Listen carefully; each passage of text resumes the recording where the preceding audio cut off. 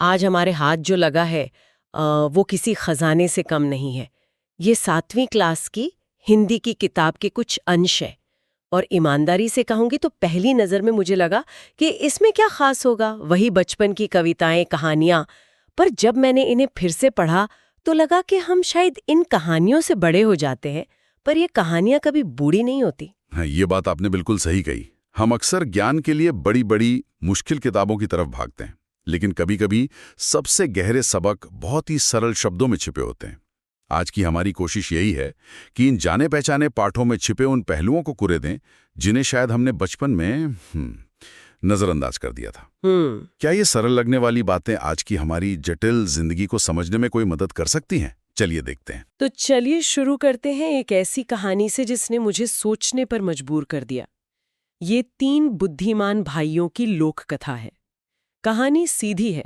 3 भाई अपने पिता की दी हुई सीख को साबित करते हैं कि असली धन पैसा नहीं बल्कि पैनी नजर और तेज बुद्धि है। पर जिस तरह से वो ये करते हैं वो कमाल है। हाँ, कमाल का है। वो एक तरह से आप कह सकते हैं उस दौर के शेरलॉक होम्स हैं। बिल्कुल। कोई मॉडर्न तकनीक नहीं, कोई गैजेट नहीं, सिर्फ अवलोकन। बड़ा भाई सिर्फ पैरों के निशान देखकर ऊंट के आकार का अंदाजा लगा लेता है। अच्छा। मंझला भाई ये देखकर के रास्ते में एक ही तरफ की घास खाई गई है, ये नतीजा निकालता है कि ऊंट एक आंख से काना है। ये सिर्फ देखना नहीं है, ये जानकारी को प्रोसेस करना है। और सबसे छोटे वाला तो और भी आगे निकल जाता है।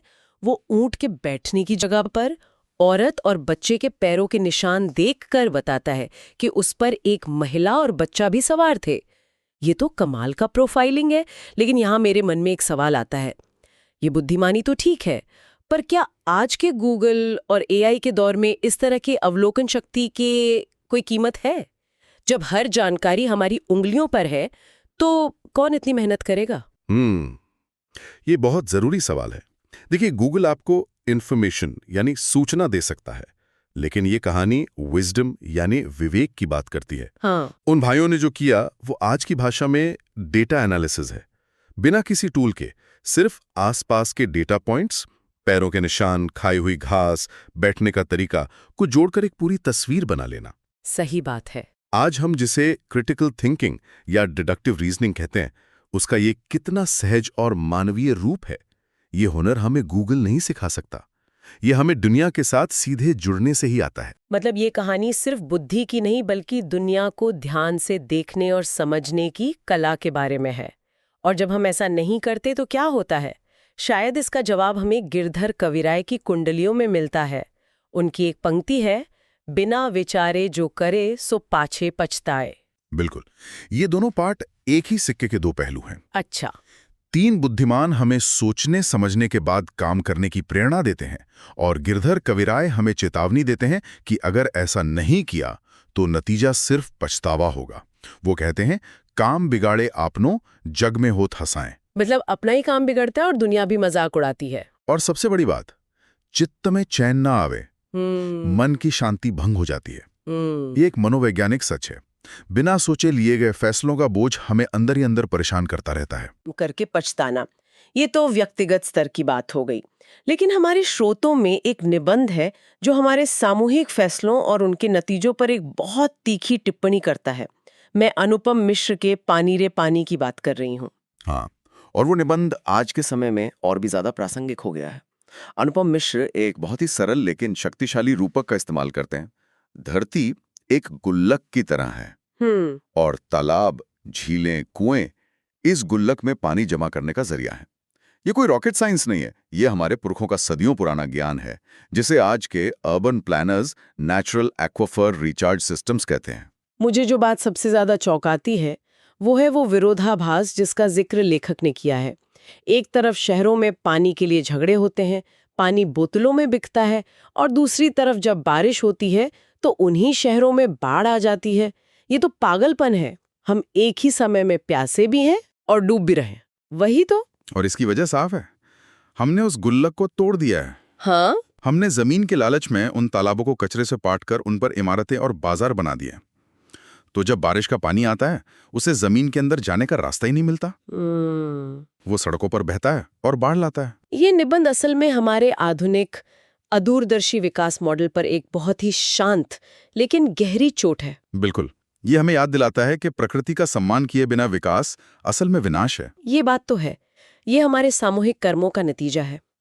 और कर्मों की बात से मुझे फूल और कांटा कविता याद आ गई, अयोध्या सिंह उपाध्याय हरिऔध की। वो कहते हैं कि एक ही पौधे पर फूल भी उगता है और कांटा भी।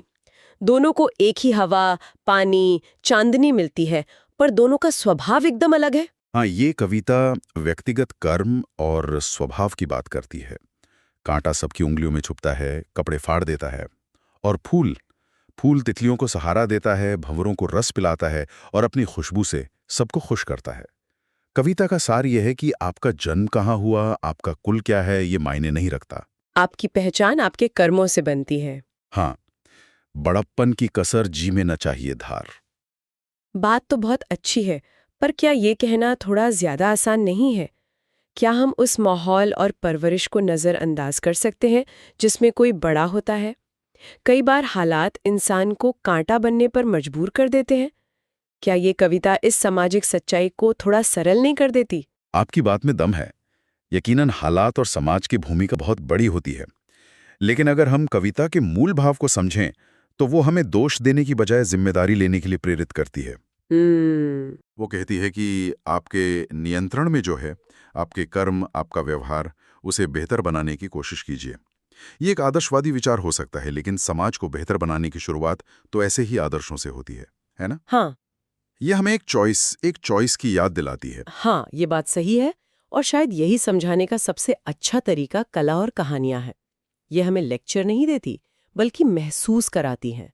जैसे हमारे स्रोतों में कथक के महान कलाकार बिरजू महाराज के साथ एक बातचीत है। वो अपनी कला के बारे में बात करते हुए अपनी पूरी जिंदगी की कहानी कह जाते हैं। बिल्कुल। उस बातचीत में उनका संघर्ष साफ झलकता है। आर्थिक तंगी, पिता का जल्दी गुजर जाना और वो गंडा बांधने की परंपरा वाली बात कितनी दिलचस्प है। बहुत। गुरु को भेंट देकर ही शिष्य बनने का अधिकार मिलता था और उनके लिए उनकी मां ने उनके ही कार्यक्रमों से कमाए पैसे इकट्ठे करके भेंट के तौर पर दिए। वाह! ये दिखाता है कि कला सिर्फ एक हुनर नहीं है, ये त्याग और समर्पण की एक लंबी साधना है। और मुझे ये बात बहुत अच्छी लगी कि उन्होंने उस परंपरा को बदला। वो कहते हैं कि अब वो शिष्य की लगन और समर्पण देखकर ही गंडा बांधते हैं, पैसों के लिए नहीं। हाँ, ये एक कलाकार की अपनी कला के प्रति ईमानदारी को दिखाता है। और जब वो कहते हैं कि जब वो नाचते नहीं हैं तो उन्हें मशीनें ठीक करना या चित्रकारी करना पसंद है, ये उन्हें एक आम इंसान के रूप में हमारे सामने लाता है। एक महान कलाकार जो अपने खाली समय में पेचकस लेकर कुछ ठीक कर रहा है। यही तो कला की खूबसूरती है। वो हमें गहरे से गहरा और सरल से सरल दोनों से जोड़ती है। बिल्कुल। और इसी जुड़ाव का एक और रूप हमें माँ कहे एक कहानी कविता में मिलता है। ये मैथिली शरणगुप्त की एक अद्भुत रचना है। यहाँ कहानी सिर्फ मनोरंजन के लिए नहीं है, बल्कि एक नैतिक शिक्षा देने का माध्यम है। और क्या कमाल का तरीका है। माँ यशोधरा अपने बेटे राहुल को सीधे सीधे कोई उपदेश नहीं देती। वो एक कहानी सुनाते हैं जिसमें एक नैतिक दुविधा है। एक घायल हंस है जिसे राहुल के पिता सिद्धार्थ ने बचाया है, और एक शिकारी है जो उस पर अपना हक जता रहा है। हाँ, एक तरफ है बचाने वाले का अधिकार, दूसरी तरफ है मारने वाले का अधिकार। ये असल में दो विश्व दृष्टियों की टक्कर है।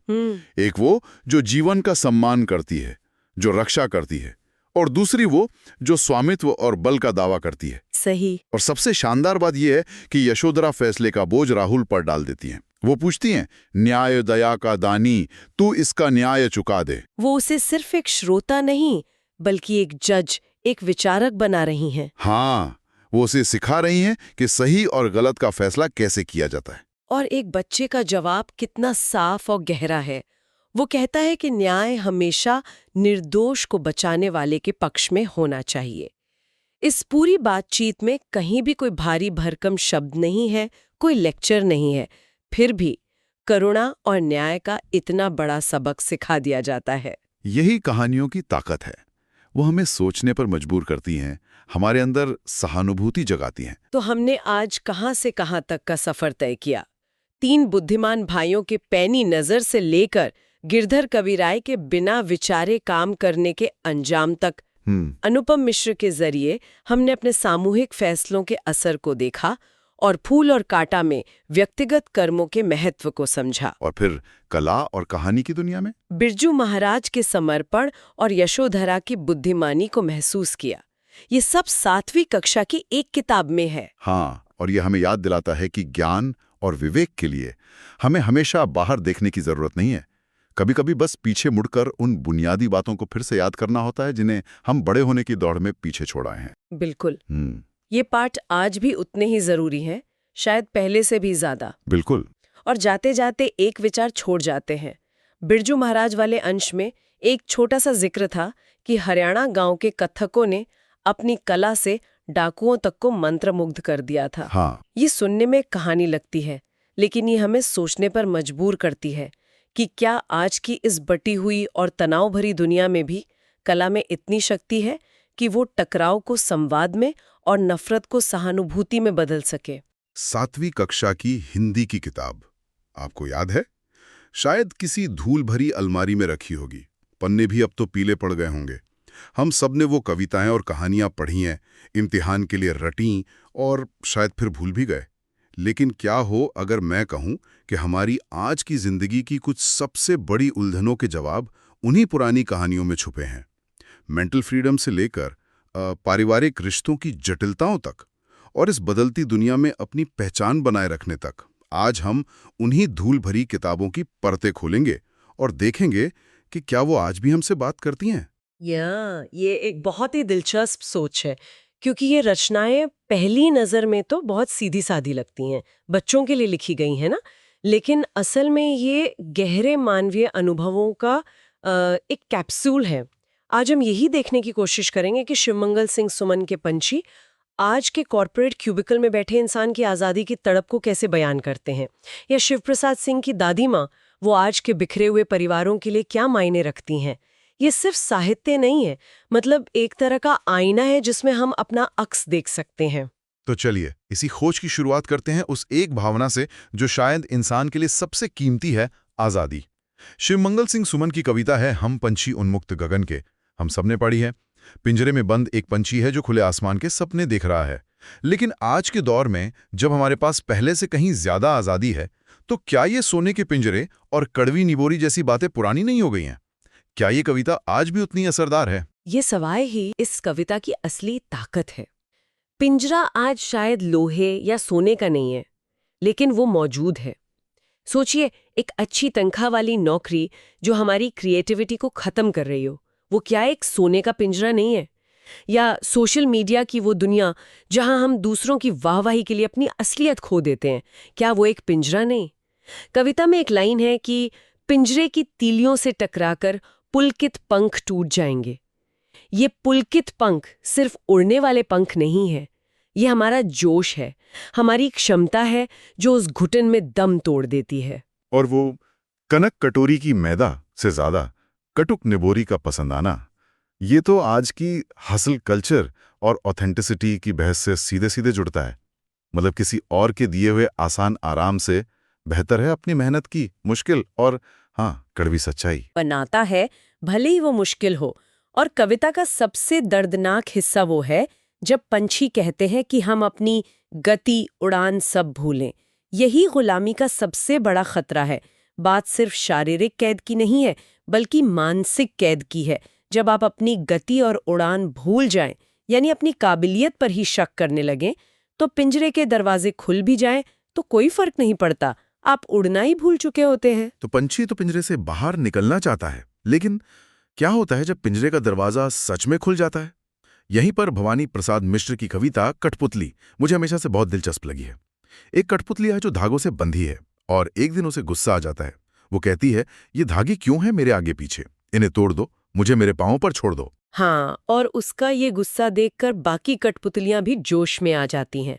वो कहती, हाँ बहुत हुआ, दूसरों के इशारों पर नाचना, हमें भी आजाद होना है। यहाँ तक तो कहानी एक सीधी सादी बगावत की कहानी लगती है, लेकिन असली मोड़ इसके बाद आता है जो इसे बच्चों की कविता से उठाकर एक बहुत गहरी मनोवैज्ञानिक कहानी बना देता है। वही, जब सारी जिम्मेदारी पहली कठपुतली पर आ जाती है तो वो अचानक डर जाती है। वो सोचने लगती है, मगर पहली कठपुतली सोचने लगी, ये कैसी इच्छा मेरे मन में जगी। ये आज़ादी के डर का एक शानदार चित्रण है। ये ठीक वैसा ही है जैसे कोई अपनी 9 से 5 की नौकरी से परेशान होकर उसे छोड़ तो दे, लेकिन अगले सोमवार की सुबह से एक अजीब सी घबराहट हो कि अब क्या। आपने बिल्कुल सही नब्ज पकड़ी है। ये कविता आज़ादी के गुणगान के बारे में नहीं है, ये आज़ादी की कीमत और उसके डर के बारे में है। ये एक बहुत ही मैच्योर सवाल पूछती है, क्या हम सच में आज़ादी चाहते हैं या सिर्फ अपने बंधनों की शिकायत करना चाहते हैं? क्योंकि आज़ादी के साथ एक बहुत बड़ी चीज़ आती है, जिम्मेदारी। जब तक धागे थे, गलती होने पर आप कह सकते थे कि किसी और ने नचाया। धागे टूटते ही हर कदम की, हर फैसले की जिम्मेदारी आपकी अपनी है, और वो बोझ बहुत भारी हो सकता है। तो एक तरफ है वो बंधन जिन्हें हम तोड़ना चाहते हैं, और दूसरी तरफ हैं वो बंधन जो हमें संभाले रखते हैं, हमें एक पहचान देते हैं, और यहीं से हम रिश्तों की दुनिया में कदम रखते हैं। शिव प्रसाद सिंह की कहानी दादी माँ। स्रोत बताते हैं कि इसे हिंदी की पहली आंचलिक कहानी होने का सम्मान मिला है। ये शब्द सुनने में थोड़ा भारी लगता है। इसका असल में मतलब क्या है? इसका मतलब अपने आप में एक क्रांति था। उस जमाने में, यानी 1940 और 50 के दशक में, हिंदी कहानियां अक्सर बड़े शहरों, पढ़े लिखे किरदारों या फिर ऐतिहासिक घटनाओं के बारे में होती थीं। आंचलिक कहानी का मतलब है वो कहानी जो किसी अंचल यानी एक खास इलाके या गांव पर आधारित हो। शिव प्रसाद सिंह ने पहली बार गांव की बोली, वहां के रीति रिवाज, वहां के अंधविश्वास और एक आम सी दिखने वाली दादी माँ के किरदार को कहानी का हीरो बना दिया। उन्होंने साहित्य को आम आदमी के दरवाजे तक पहुंचा दिया। और वो दादी माँ का किरदार, वो सिर्फ एक बूढ़ी औरत नहीं है, वो एक इंस्टीट्यूशन है। लेखक के बीमार पड़ने पर उन्हें पता है कि कब साबूदाने की खिचड़ी देनी है और कब विसूची का यानी हैजे के दिनों में लौंगुड़ वाला पानी पिलाना है। उन्हें देसी नुस्खे भी पता है और कुनैन मिक्सचर जैसी आधुनिक दवाइयों के नाम भी रटे हुए हैं। वो ज्ञान और देखभाल का एक अद्भुत संगम थी। लेकिन कहानी की खूबसूरती सिर्फ उनकी देखभाल में नहीं, उनकी कमजोरियों में भी है। दादा की मृत्यु के बाद उनका अकेलापन, उनका उदास हो जाना, ये सब उन्हें और भी ज्यादा मानवीय बना देता है। और कहानी में एक बहुत दमदार शब्द इस्तेमाल हुआ है, परिस्थितियों का वात्या चक्र। सुनने में भारी लगता है, पर इसका मतलब है लाइफ टॉर्नेडो, वो तूफानी बवंडर जो अचानक आता है और सब कुछ बदल देता है। दादा की मौत दादी के लिए एक ऐसा ही वात्या चक्र थी। कहानी का अंत तो दिल तोड़ देता है। जब लेखक को चिट्ठी से दादी की मौत की खबर मिलती है तो उनके हाथ कांपने लगते हैं, और लिखा है कि चिट्ठी पर काली चींटियों की सी कतारें धूमिल हो रही हैं। आंसुओं से धुंधलाते अक्षरों के लिए इससे बेहतर कल्पना नहीं हो सकती। ये कहानी हमें उस सहारे की याद दिलाती है जो शायद हमारी पीढ़ी खोती जा रही है। बिल्कुल, ये उस जड़ की कहानी है जिससे हम जुड़े होते हैं, और जड़ों की यही बात, अपने उद्गम से जुड़ाव की यही भावना हमें नागार्जुन के निबंध हिमालय की बेटियों में एक अलग ही रूप में मिलती है। यहाँ लेखक ने प्रकृति को एक परिवार के रूप में देखा है। ये मुझे हमेशा से बहुत कमाल का नजरिया लगा है। हम नदियों को नदी कहते हैं, जलधारा कहते हैं, लेकिन नागार्जुन उन्हें हिमालय की चंचल बेटियां कह रहे हैं। वो लिखते हैं कि मैदानों में तो गंगा, यमुना जैसी नदियां एक संभ्रांत महिला की तरह शांत और गंभीर लगती हैं, लेकिन हिमालय में, अपने पिता के घर में, वो खिलखिलाती, उछलती कूदती छोटी बच्चियों जैसी हैं। और ये सिर्फ एक प्यारी सी कल्पना नहीं में, ये दुनिया को देखने का एक पूरा नजरिया है। जब आप नदी को बेटी कहते हैं तो आप उसे एक संसाधन, एक रिसोर्स की तरह नहीं देख सकते। आप उसका शोषण नहीं कर सकते, आप उसके साथ एक रिश्ता महसूस करते हैं। इसी निबंध में लेखक कालिदास के मेघदूत का जिक्र करते हैं, जिसमें यक्ष बादल से कहता है कि वेत्रवती यानी बेतवा नदी को प्रेम का प्रतिदान देते जाना। सोचिए, हजारों साल पहले भी हम प्रकृति को एक जीवित सत्ता की तरह देख रहे थे, जिसके साथ प्रेम का आदान प्रदान हो सकता है। और लेखक ने इसी रिश्ते को आगे बढ़ाते हुए समुद्र को हिमालय का दामाद कहा है, क्योंकि सारी बेटियां आखिर में जाकर समुद्र से ही मिलती हैं। ये कितना घरेलू और आत्मीय बना देता है पूरे भूगोल को। एक ही नदी के जीवन के दो अलग अलग पड़ाव। ये निबंध हमें याद दिलाता है कि प्रकृति सिर्फ पहाड़ों, पेड़ों और नदियों का झुंड नहीं है, बल्कि रिश्तों का एक जीता जागता जाल है। हमने प्रकृति के विराट रूप की बात की, हिमालय और उसकी बेटियों की, लेकिन इसी प्रकृति की एक छोटी सी, मामूली सी चीज भी इंसान पर कितना गहरा असर डाल सकती है, यह हमें अयोध्या सिंह उपाध्याय हरिऔध की एक छोटी सी कविता एक तिनका में देखने को मिलता है। छोटी पर बेहद गहरी। कवि पूरे घमंड और अकड़ के साथ अपनी छत की मुंडेर पर खड़ा है, तभी हवा से उड़ता हुआ एक मामूली सा तिनका उसकी आंख में चला जाता है और बस सारा घमंड, सारी अकड़ धरी की धरी रह जाती है। आंख लाल हो जाती है, दर्द से वो बेचैन उठते हैं। लोग कपड़े की मूठ बना के तिनका निकालने की कोशिश करते हैं। और जब किसी तरह वो तिनका निकल जाता है तो कोई और नहीं बल्कि उनकी खुद की अक्ल उन्हें ताना मारती है। ऐंठता तो किस लिए इतना रहा, एक तिनका है बहुत तेरे लिए। ये आज के इन्फ्लुएंसर कल्चर के लिए कितनी सटीक बात है ना। हम सोशल मीडिया पर अपनी बड़ी बड़ी उपलब्धियों का महल बनाते हैं और फिर एक छोटा सा तिनका, शायद एक नेगेटिव कमेंट या सेहत की कोई छोटी सी समस्या, उस पूरे महल को पल में गिरा सकता है। ये कविता हमारी असलियत का एक विनम्र रिमाइंडर है। आपने सही कहा, ये हमारी नाजुकता, हमारी फ्रिजिलिटी का एहसास कराती है। और जैसे एक छोटा सा तिनका हमारे नजरिए को बदल सकता है, वैसे ही हमारे रोजमर्रा के छोटे छोटे चुनाव भी पूरे समाज की तस्वीर बदल रहे हैं। और इसका सबसे बड़ा उदाहरण है प्रयाग शुक्ल का निबंध खान पान की बदलती तस्वीर। हाँ, ये निबंध तो सीधे हमारी रसोई और हमारी डाइनिंग टेबल की बात करता है। पिछले 10-15 सालों में कितना कुछ बदल गया है। लेखक बताते हैं कि कैसे इडली डोसा अब सिर्फ दक्षिण भारत का खाना नहीं रहा और उत्तर भारत की ढाबा संस्कृति पूरे देश में फैल गई है। मुंबई की पाव भाजी और दिल्ली के छोले कुलचे अब किसी एक शहर के होकर नहीं रह गए हैं। ये तो है। मुझे याद है बचपन में नूडल्स एक एग्जॉटिक चीज हुआ करती थी जो कभी कभार बनती थी। आज मेरे भतीजे को शायद दाल चावल से ज्यादा नूडल्स के बारे में पता है। ये बदलाव हमारी आंखों के सामने हुआ है और इसके पीछे की वजह है भागदौड़ भरी जिंदगी, समय की कमी। 2 मिनट्स नूडल्स का पैकेट बंद रूप इसी जरूरत से पैदा हुआ है। निबंध इस बदलाव को एक अच्छी चीज की तरह भी देखता है कि एक तरह की राष्ट्रीय एकता को बढ़ावा देता है। जब गुजरात का आदमी केरल का खाना खाता है और बंगाल का आदमी पंजाब का, तो हम एक दूसरे के और करीब आते हैं। लेकिन क्या इस सब में कुछ खो भी रहा है? और यही इस निबंध का सबसे जरूरी सवाल है। लेखक हमें आगाह करते हैं कि इस फास्ट फूड और मिलीजुली संस्कृति के दौर में हम स्थानीय व्यंजनों को ना भूल जाएं। वो व्यंजन जो किसी खास त्योहार पर बनते थे या जो किसी खास मौसम में ही मिलते थे। जब हम सिर्फ बर्गर और पिज्जा खाते हैं तो हम सिर्फ कैलोरी नहीं ले रहे होते, हम एक ऐसी संस्कृति को अपना रहे होते हैं जो हमारी नहीं है और अपनी संस्कृति को पीछे छोड़ रहे होते हैं। यह सिर्फ खाने की बात नहीं, यह पहचान की बात है। तो आज की इस पूरी चर्चा को अगर हम समेटें तो ये साफ है कि 7वीं कक्षा की ये रचनाएं सिर्फ बच्चों की कहानियां नहीं हैं। ये आज़ादी के सही मतलब से लेकर रिश्तों की अहमियत, प्रकृति से हमारे संबंध और अपनी सांस्कृतिक पहचान को बचाने की चुनौती जैसे गंभीर मुद्दों पर हमसे बात करती हैं। बिल्कुल। पंछियों और कठपुतलियों के जरिए आज़ादी की दोहरी तस्वीर, दादी माँ के स्नेह में छिपी हमारी जड़ों की ताकत और हिमालय की बेटियों में प्रकृति का पारिवारिक रूप, हर रचना में गहरा दर्शन छिपा है। बस उसे आज के चश्मे से देखने की जरूरत है। और खान पान की बदलती तस्वीर वाले निबंध ने वाकई एक दिलचस्प सवाल खड़ा किया है।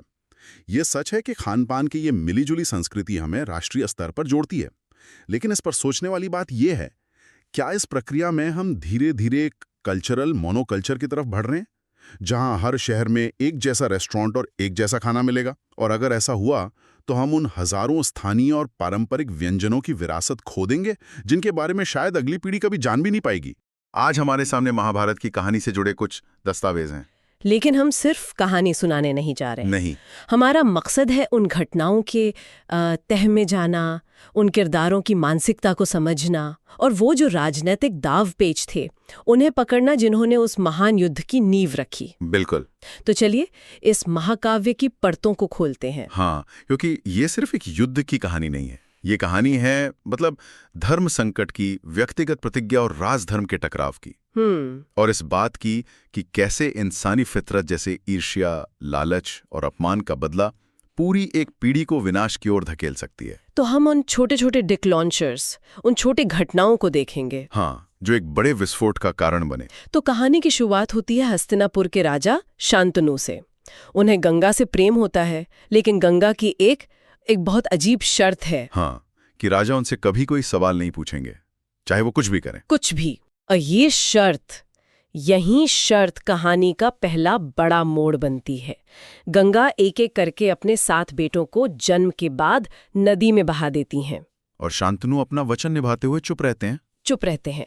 लेकिन जब 8वां बेटा देवव्रत पैदा होता है तब एक पिता के तौर पर उनसे और बर्दाश्त नहीं होता। वो अपना वचन तोड़ देते हैं। और वचन टूटते ही गंगा उन्हें छोड़कर चली जाते हैं। हाँ, वो देवव्रत को अपने साथ ले जाती हैं और वादा करती हैं कि सही समय पर उसे लौटा देंगी। और यही देवव्रत जो आगे चलकर भीष्म कहलाए एक महान योद्धा बनकर लौटते हैं, युवराज घोषित होते हैं। सब कुछ ठीक चल रहा था, लेकिन फिर कहानी में एक और प्रेम कहानी आती है। बिल्कुल, राजा शांतनु को सत्यवती नाम की एक मल्लाह की बेटी से प्रेम हो जाता है। लेकिन सत्यवती के पिता केवटराज एक शर्त रख देते हैं। वो कहते हैं कि मैं अपनी बेटी का विवाह आपसे तभी करूंगा जब आप वचन दें कि उसी का बेटा हस्तिनापुर का राजा बनेगा, देवव्रत नहीं। ये तो एक बहुत बड़ी दुविधा थी। एक तरफ योग्य युवराज देवव्रत और दूसरी तरफ राजा का अपना सुख। हाँ, और यहीं पर देवव्रत, जो बाद में भीष्म कहलाए, वो फैसला लेते हैं जिसने मतलब पूरे कुरु वंश का भविष्य लिख दिया। करते हैं वो अपने पिता को दुखी देखकर वो खुद केवटराज के पास जाते हैं और एक नहीं बल्कि 2 प्रतिज्ञाएं लेते हैं।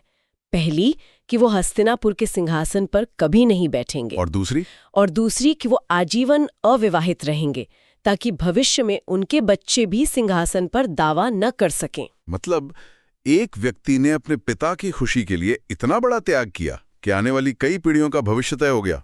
ये तो यकीन करना मुश्किल है। अविश्वसनीय तो है, लेकिन यही महाभारत का केंद्रीय धर्म संकट जन्म लेता है। सोचिए, ये भीषण प्रतिज्ञा एक व्यक्तिगत वचन थी, लेकिन क्या ये उनका राजधर्म था? अच्छा, एक युवराज का धर्म होता है राज्य को एक योग्य शासक देना। भीष्म ने अपने व्यक्तिगत वचन को राजधर्म से ऊपर रखा। और इसी एक फैसले की छाया हमें अंत तक दिखाई देती है। जन्म से अंधे थे और पांडु। सही, धृतराष्ट्र बड़े थे, लेकिन अंधे होने के कारण पांडु को राजा बनाया गया। और पांडु की मृत्यु के बाद उनके 5 बेटे युधिष्ठिर, भीम, अर्जुन, नकुल और सहदेव हस्तिनापुर लौटे। वहां वे अपने चचेरे भाइयों यानी धृतराष्ट्र के 100 बेटों कौरवों के साथ पले बढ़े। लेकिन यहीं से ईर्ष्या के बीज पड़ने शुरू हुए। और ये ईर्ष्या किसके मन में थी? खासकर धृतराष्ट्र के सबसे बड़े बेटे दुर्योधन के मन में। क्यों? क्या वो पांडवों की काबिलियत से जलता था? बिल्कुल। दुर्योधन को लगता था कि सिंहासन पर उसका हक है, लेकिन सब लोग युधिष्ठिर के धर्म और अर्जुन के शौर्य की तारीफ करते थे।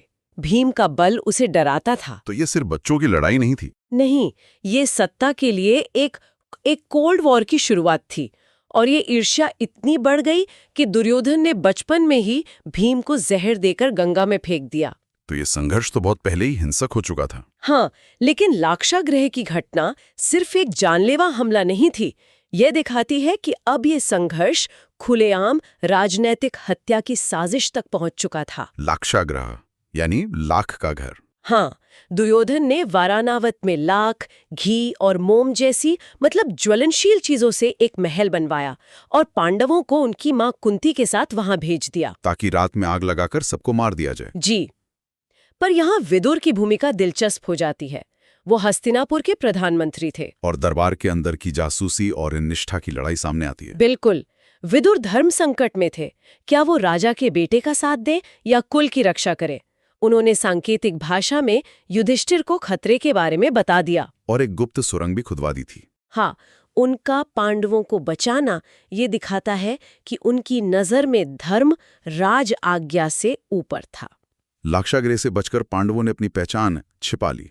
ऐसा लग रहा था कि वो सत्ता की दौड़ से एक तरह से बाहर हो गए। हाँ, लेकिन किस्मत उन्हें गुमनामी से निकालकर फिर से सत्ता के केंद्र में लाने वाली थी और इसका जरिया बना द्रौपदी का स्वयंवर। सही कहा, ये स्वयंवर सिर्फ एक विवाह नहीं था। नहीं, ये एक राजनैतिक गठबंधन का मौका था।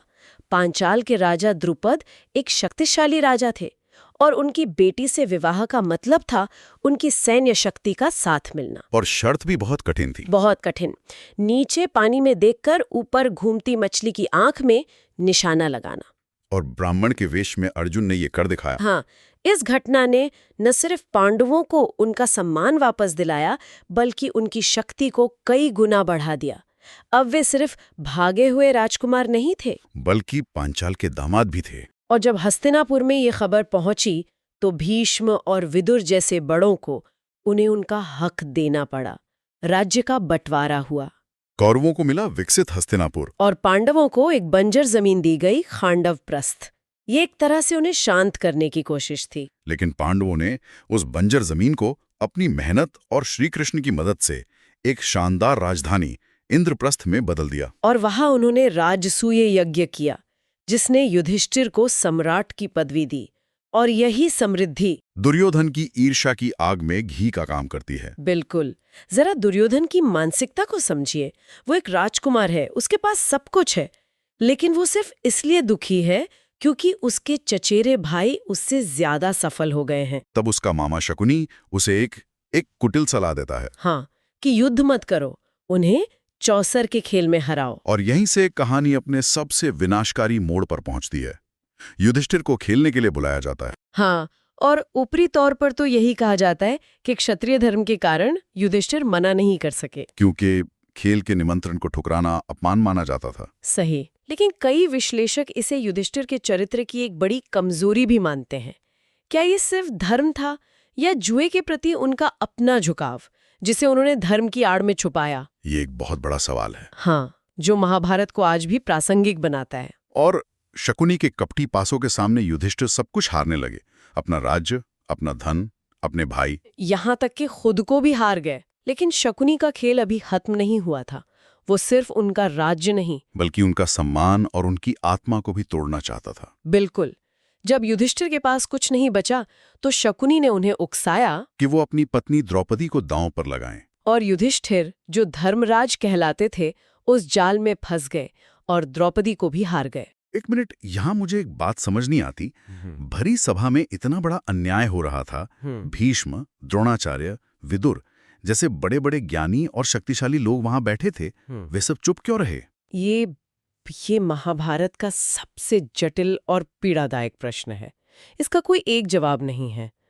भीष्म अपनी प्रतिज्ञा से बंधे थे कि वो हस्तिनापुर के सिंहासन की रक्षा करेंगे। और उस वक्त सिंहासन पर धृतराष्ट्र का अधिकार था। हाँ, द्रोणाचार्य अपनी नौकरी और सिंहासन के नमक के प्रति वफादार थे। विदुर ने विरोध किया, लेकिन उनकी किसी ने नहीं सुनी। तो ये दिखाता है कि कैसे कभी-कभी बड़े-बड़े ज्ञानी और शक्तिशाली लोग भी व्यवस्था के सामने लाचार हो जाते हैं। उनकी चुप्पी ने उस अपराध को होने दिया। और फिर दुर्योधन ने अपने भाई दुशासन को द्रौपदी को भरी सभा में अपमानित करने का आदेश दिया, जिसे चीरहरण कहा जाता है। और इस एक घटना ने युद्ध को लगभग तय कर दिया। इसने पांडवों के मन में बदले की ऐसी आग लगा दी जो कुरुक्षेत्र के मैदान में ही बुझनी थी, बल्कि उनकी परीक्षा का समय भी थे। इसी दौरान वो यक्ष वाली घटना होती है ना? हाँ, वनवास के अंत में जब पांडव भाई एक एक करके एक तालाब का पानी पीकर अचेत हो जाते हैं, तब युधिष्ठिर वहां पहुंचते हैं। और तालाब का यक्ष, जो असल में धर्मदेव थे, वो उनसे जीवन, मृत्यु और धर्म पर गहरे सवाल पूछते हैं। युधिष्ठिर के जवाब उनकी बुद्धिमत्ता और धर्म की समझ को दिखाते हैं। तो ये घटना एक तरह से युधिष्ठिर के नैतिक अधिकार को फिर से स्थापित करती है। हाँ, ये बताने के लिए कि चौसर में हारने के बावजूद धर्म अब भी उनके साथ है। 13 साल पूरे होने के बाद पांडवों ने अपना राज्य वापस मांगा। उन्होंने शांति का एक आखिरी प्रयास किया और कहा कि हमें सिर्फ 5 गांव दे दो, हम उसी में संतुष्ट हो जाएंगे। लेकिन सत्ता के नशे में चूर दुर्योधन ने साफ कह दिया कि वो युद्ध के बिना सुई की नोक के बराबर भी जमीन नहीं देगा।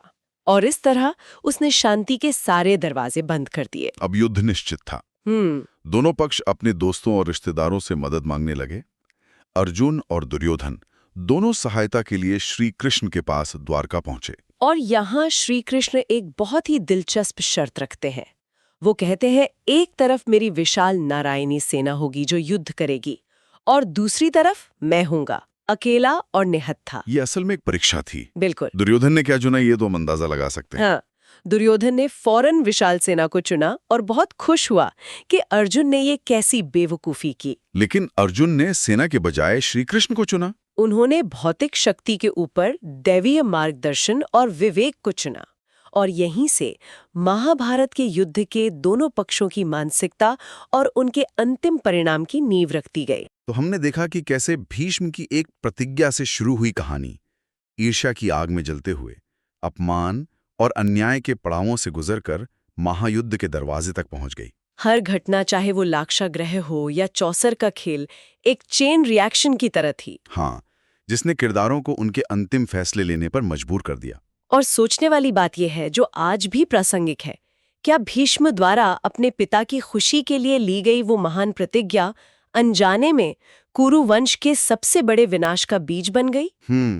यह हमें सिखाता है कि कभी-कभी सबसे नेक इरादों के परिणाम भी कितने अप्रत्याशित और विनाशकारी हो सकते हैं। खासकर जब व्यक्तिगत धर्म को सामूहिक कर्तव्य पर प्राथमिकता दी जाती है।